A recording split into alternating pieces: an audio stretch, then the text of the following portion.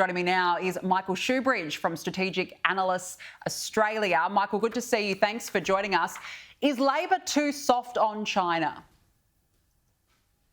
It's one word, yes.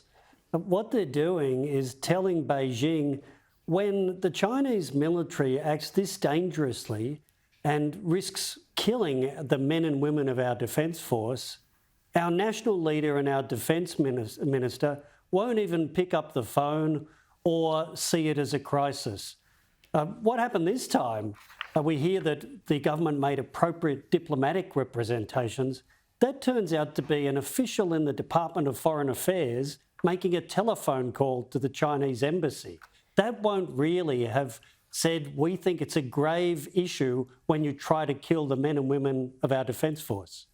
Absolutely, and as my colleague Andrew Clennell revealed this week, there was no minister-to-minister contact over this. There was no direct condemnation, and this incident could have had catastrophic consequences. What would have happened then? Well, this is about the fourth time the Chinese military has done something when it's bumped into our military somewhere in the region that could have resulted in death. And, the Chinese say, oh, it's because you're too close to China. Well, the Chinese military have done this off the coast of Darwin to a Royal Australian Airforce aircraft. They put their laser onto the aircraft, which could have blinded the pilots and caused it to crash. So when are we going to wait for the Chinese military to kill someone in our defence force before we pick up a phone?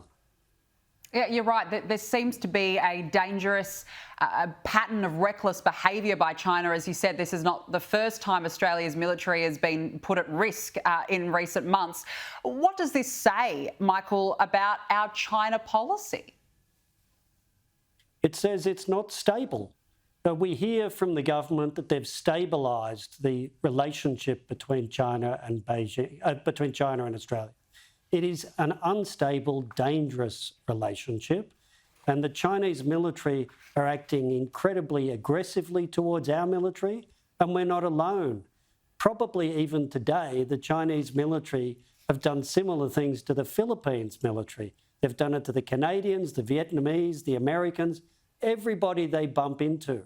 So you cannot have a stable relationship on economics and this incredibly dangerous security relationship. It's a schizophrenic policy from the government, and they know it's not working. Yes, schizophrenic, that's such a great way to put it. Michael, you wrote in The Australian, under Labor's plan, our military will become less capable and less powerful between now and 2034.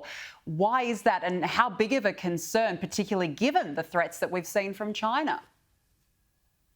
Well, this is incredible, except it's true.